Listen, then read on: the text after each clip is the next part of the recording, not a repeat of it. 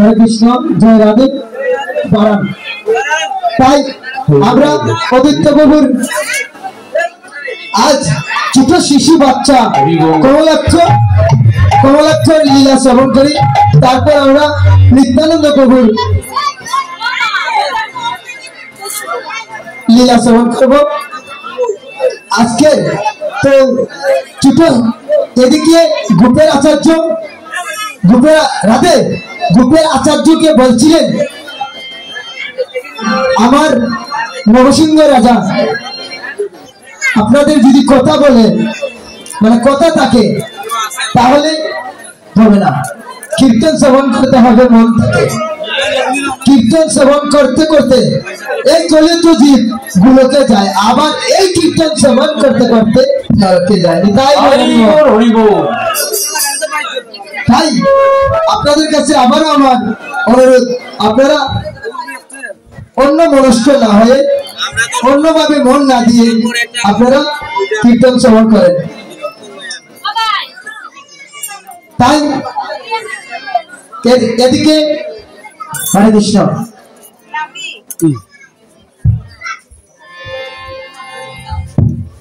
গোপের আচার্য ছোট শিশু বাচ্চা কমলাক্ষকে বললেন হ্যাঁ কমলাক্ষ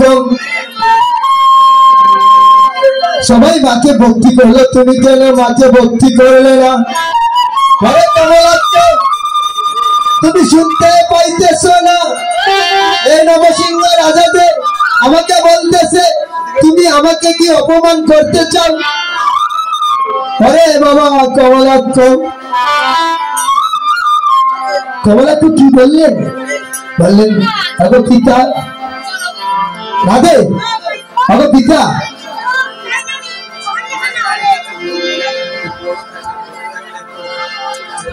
কি বললেন আমি ঠিক আছে আপনাদের মাকে আমি ভক্তি করলাম না আমি আগামীকাল আপনাদের মন্দিরে আসব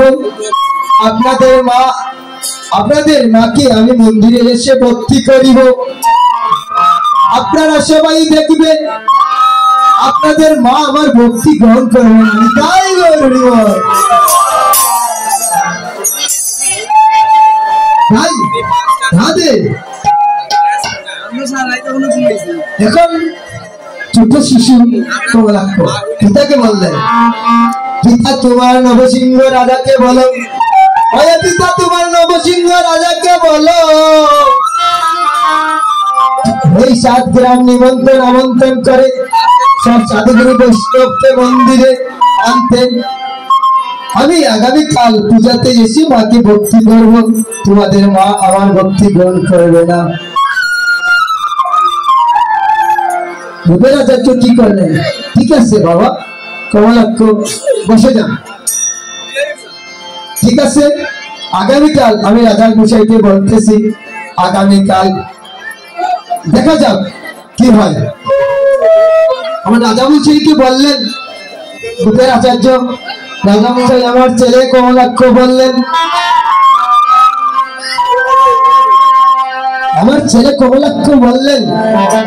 আপনার মাকে কমলাক্ষ ভক্তি করবে মা ভক্তি আমার কমলাক্ষ গান করিবে না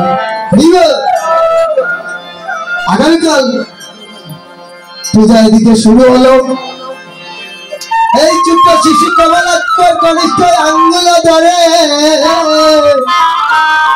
গোপের আচার্য কি করলেন নিয়ে গেলেন এই নবগ্রামের দুর্গা মন্দিরে হাজারো ভক্তগণ সবাই অপেক্ষা করতেছে কোন সময় আমার কমলাক্ষ আসিবে কোন সময় মাকে ভক্তি করিবে আর চিত্ত ছেলে কমলাক্ষর ভক্তি গ্রহণ করিবে না কিভাবে সেটা দেখতে হবে। সবাই অপেক্ষা করতেছে। হইবে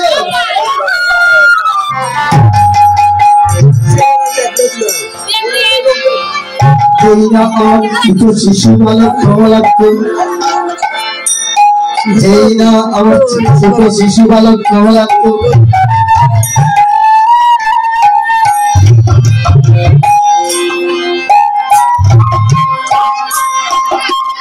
মন্দিরে প্রবেশ করল। হাজারো হাজারো সাধুগুরু বৈষ্ণবগণ অপেক্ষা করতেছে। যেই না আমার কমলাক্ষ মন্দিরে প্রবেশ করে শুধু কমলাক্ষর মাথাটা নিজ দিকে দেওয়া সঙ্গে সঙ্গে মা দুর্গা দেবীর কাঠাটা উল্টা হয়ে গেছে।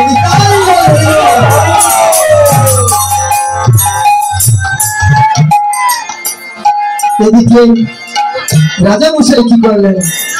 হাজারো হাজারো সাধু গুরু বৈষ্ণবগণ অবাক হয়ে গেলেন।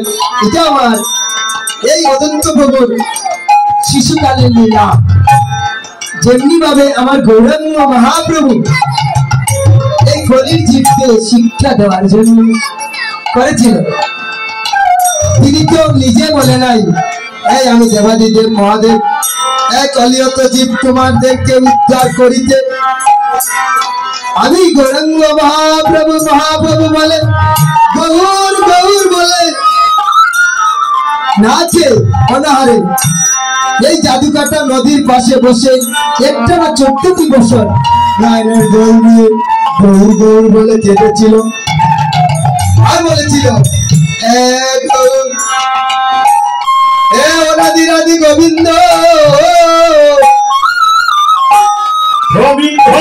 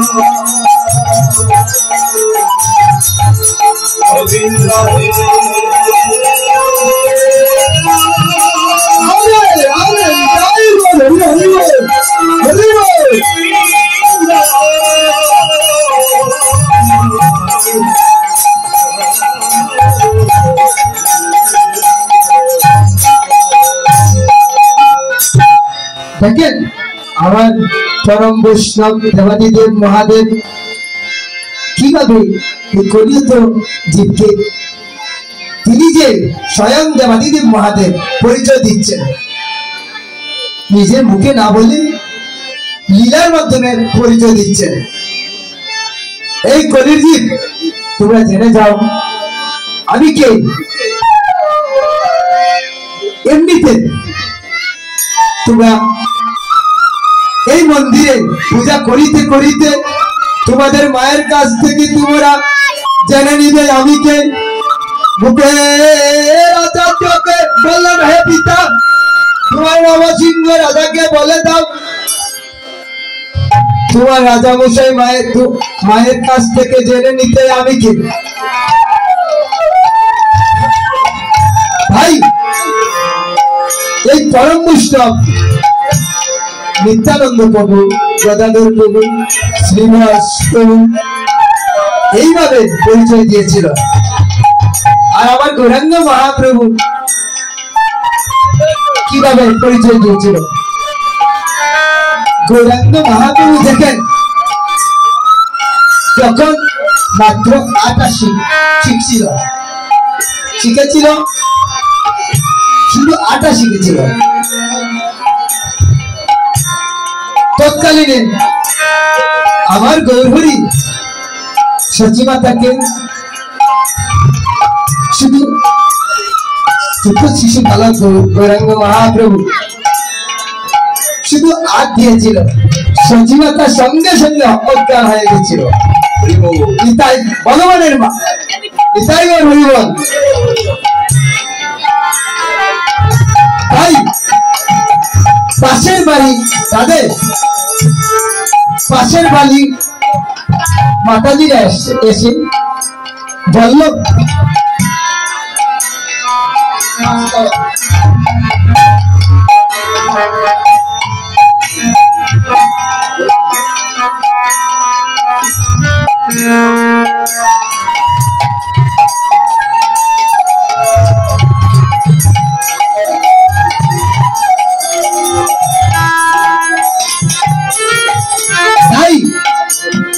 মাতাজিরা বলেছিল, বাবাজিকে বসার জায়গা করে দাও।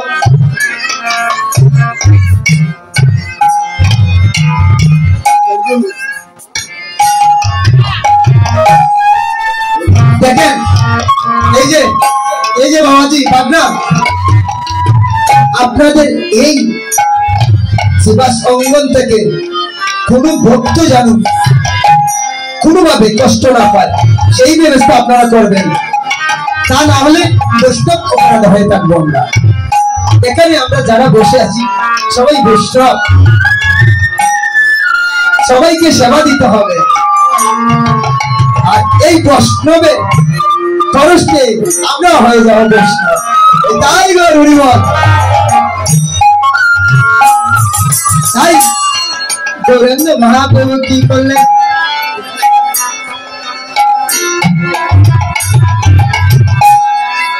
গৌরাঙ্গ মহাপ্রভুকে কি করলেন, পাশের বাড়ি কিছু মাতাজিরা এসে বললেন, হ্যাঁ নিমাই, শিশুকালে আমার গৌরাঙ্গ মহাপ্রভুর নাম ছিল নিমাই। আমার গৌরাঙ্গ মহাপ্রভুর তিনটি নাম, এই কলির ভগবানের তিনটি নাম। বাবাজি, কলির ভগবানের তিনটি নাম নয়, শিশুকালের নাম ছিল নিমাই। যখন বয়স হয়েছিল মধ্য বয়সে নাম ছিল বাবাজি গৌরাঙ্গ মহাপ্রভু। যখন বয়স হয়ে গেল তখন নাম হয়ে গেল শ্রীকৃষ্ণ চৈতন্য।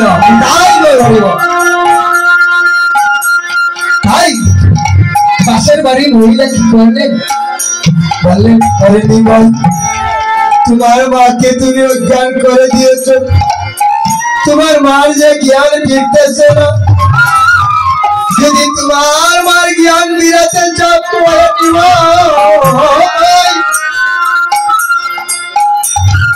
তুমি গাছ থেকে দুটি ডাব এনে তোমার মাকে সেবা করাতে হবে, তাহলে তোমার মা জ্ঞান ফিরে যাবে।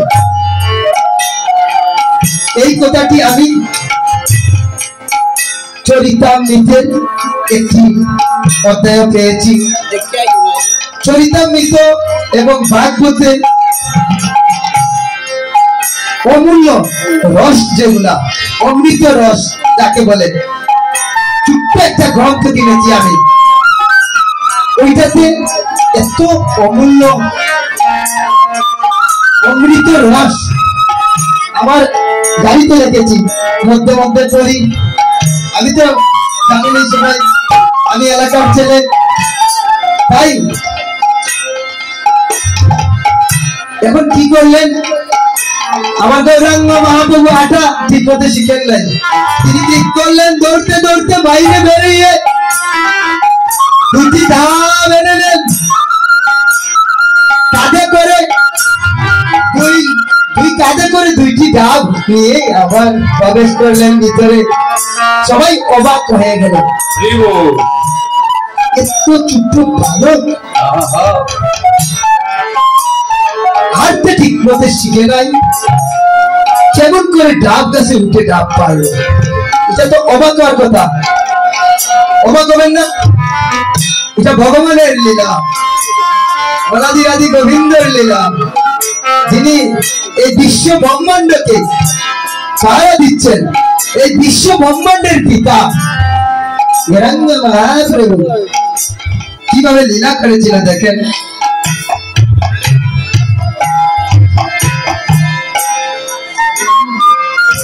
সবাই কি করলেন, সবাই প্রশ্ন করলেন, অরিন্দম তোমাকে এই ডাব কে গাছ থেকে পেরে দিয়েছে বলো, সত্য কথা বলো। আরে নিমাই, নিমাই ঠিক মতো কথাই বলতে পারে না, ছোট মাত্র আটা শিখেছে, ঠিক মতো কথাই বলতে পারে না।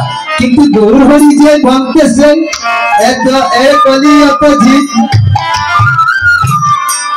আমার মাকে আমি আমার মায়ের সাথে লীলা করতেছি, তারা নিজে নিজে বুঝে যায় আমি কে। ভগবান মুক্তি কেউ কে কিছু বলে না, বুঝতে হয়। আমরা ধ্যানে বসি, ভগবান নিজে অন্তর্যামী ভগবান। দেখেন বাবাজিরা বসছেন,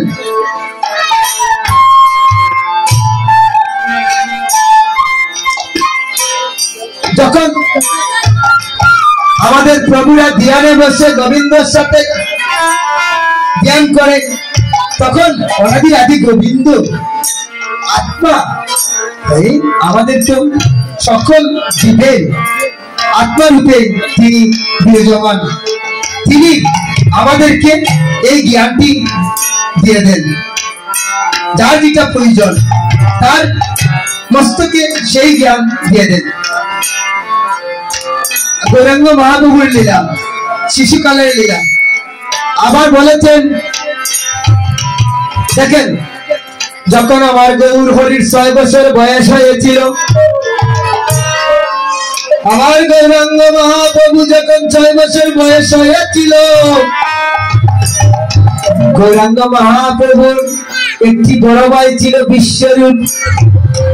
বিশ্বরূপ সন্ন্যাস গিয়েছিল, সন্ন্যাস যাওয়ার চিন্তায় আমার সচিবতা কি করতেন, ভয় পেতেন। ভয় পেয়ে আমার গৌরাঙ্গ মহাপ্রভুকে পাঠশালায় যেতে দিতেন না। কি করলেন, নিত্যানন্দ প্রভু প্রতিদিন আমার অদ্বৈত প্রভুর পাঠশালায় প্রতিদিন যাইতেন, গিয়ে ভাগবত শ্রবণ করতেন। এখন মনে মনে চিন্তা করতেন, সচিমাতা আমার বিশ্বরূপ তো চলে গেছে, নিত্যানন্দ কি চলে যাবে, এখন আমার ছোট ভালো গৌরাঙ্গ মহাপ্রভু বলে, নিমাই তোকে আমি অদ্বৈত প্রভুর কাছে যেতে দিব না। নিমাইকে খুব অদ্বৈত প্রভু থেকে দূরে রাখিতেন। যিনি ভগবান তাকে কি রাখা যায়, বেঁধে তো রাখা যায় না। কি বাবা রাখা যায়, ভগবান কি রাখা যায়, রাখা যায় না। হঠাৎ একদিন আমার সচিমাতা নিমাইকে বললেন, নিমাই তোমার দাদা নিত্যানন্দকে নিয়ে এসো, আর অদ্বৈত প্রভুর কোন কাজ কাম নাই, প্রতিদিন এসে আমার ছেলেকে নিয়ে যান। কিসের টানে কিসের ঘুম, কখনো সকালের টানে অদ্বৈত প্রভু সঙ্গে সঙ্গে দেখে ভক্ষণ করার কথা আমার নিত্যানন্দ প্রভু ভুলে যেত। সেই চিন্তায় আমার সচিমাতা মনে মনে তাদের মনে মনে একটি অহংকার আনলেন। অদ্বৈত প্রভুর আর কাজ কাম নেই, প্রতিদিন এসে আমার নিত্যানন্দকে নিয়ে যায় পাঠশালায়। অদ্বৈত প্রভুর আর কাজ কাম নাই, হরিবল। সঙ্গে সঙ্গে আমার সচিমাতার বৈষ্ণব অপরাধ হয়ে গেল। আবার কিভাবে ভগবান বললেন, ভগ জননী ভগব জননী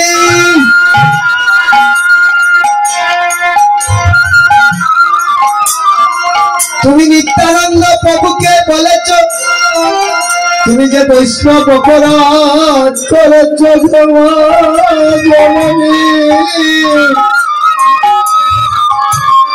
নিত্যানন্দ অদ্বৈত প্রভুকে যে বলেছ আদা জননী অদ্বৈত প্রভু পরম বৈষ্ণব গমন তুমি এই পাপ থেকে মুক্ত পেতে হলে আদা জননী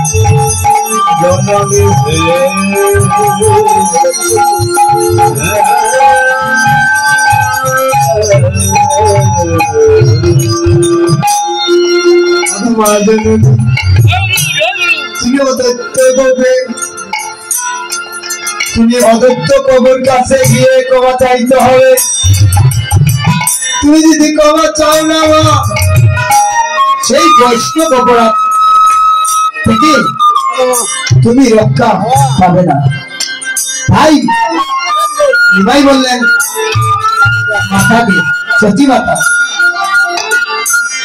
শশী মাতাকে কিভাবে মাকে তো বৈষ্ণব অপরাধী করা যাবে না যে কোনো উপায় মাকে বৈষ্ণব অপরাধ থেকে মুক্ত করতে হবে হরিবল তিনি তো বলতে পারবে না মা আমার কথা শুনো আমার আদেশ মানো আমি তোমার গর্ভে এসেছি আমি অন্তর্যামী ভগবান তিনি সেটা বলতে পারবে না যেইভাবে মায়ের সাথে লীলা করে মাকে বৈষ্ণব অপরাধ থেকে মুক্ত করা যায় সেই চিন্তা করবে আমার গৌরী তাই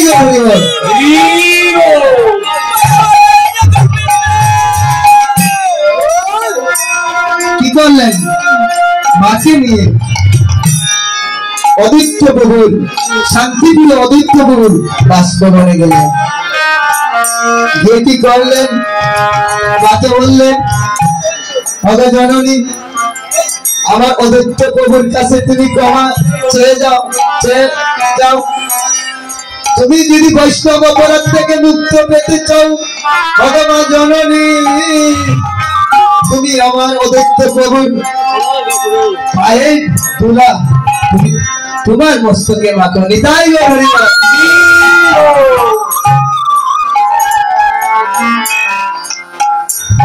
যেই না অদ্বৈত প্রভুকে বললেন অদ্বৈত আচার্য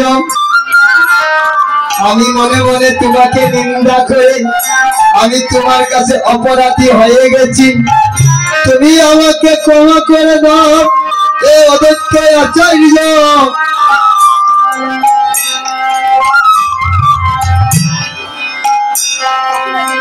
অদ্বৈত প্রভু কি করলেন যিনি এই অন্তর্যামী ভগবান এই অনন্ত কোটি ব্রহ্মাণ্ডের আদি পিতা যিনি এই বিশ্ব ব্রহ্মাণ্ডের মালিক আর বিশ্ব ব্রহ্মাণ্ডের মালিকের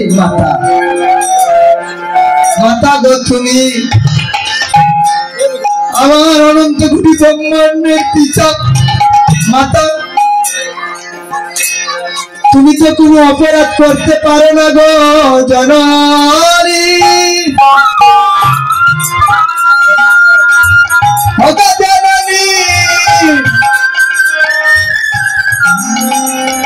আমি তোমাকে কি ক্ষমা করব ক্ষমা তো তুমি আমাকে করবে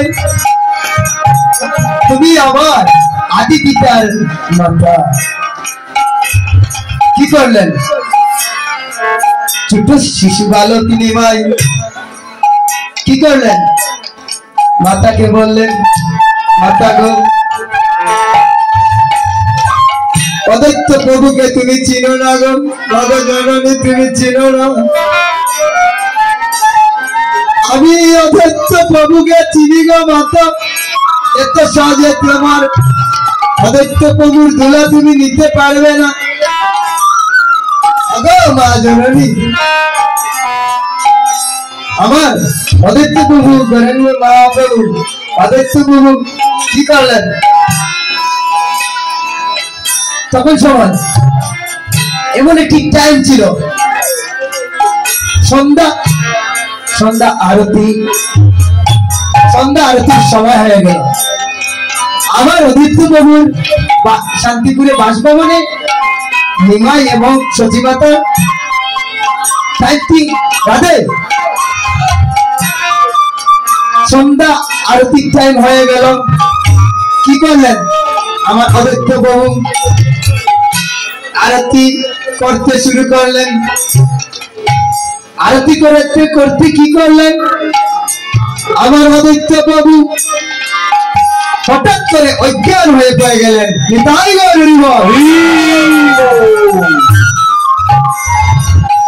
সঙ্গে সঙ্গে ছোট শিশু বালক মাকে বলল, এই তো মা সময় যায়,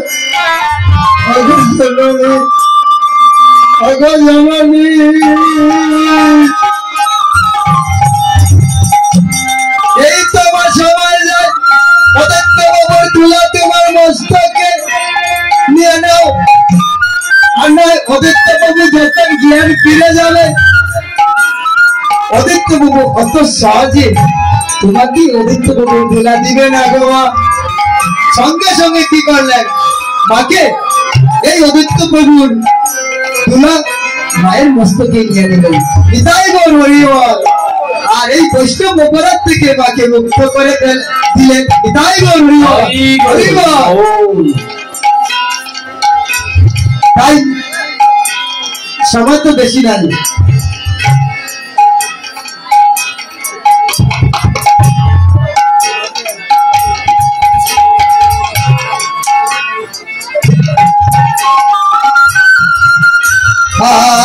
আমার নিত্যানন্দ প্রভুর গৌরাঙ্গ মহাপ্রভুর কৃপা পেতে হলে আগে নিত্যানন্দর সঙ্গ পেতে হবে।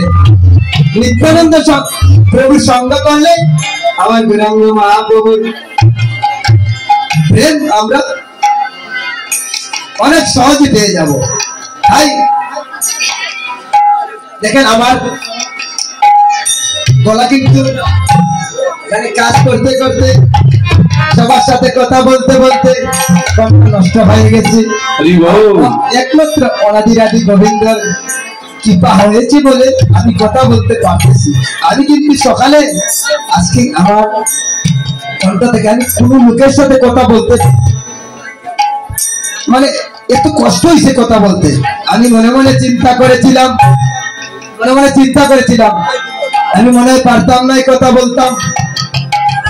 ভগবানের কৃপাতে একটু কথা বলতে পারতেছি। আর আপনারা সাধুগুরু বৈষ্ণবের কৃপা, তাই কারণ যদি সাধুগুরু শাস্ত্রে বলেছে গৌরাঙ্গ মহাপ্রভু, যদি সাধুগুরু বৈষ্ণবের কৃপা হয় অনাদিরাদি গোবিন্দের কৃপা হয়ে যায়। হরি বল।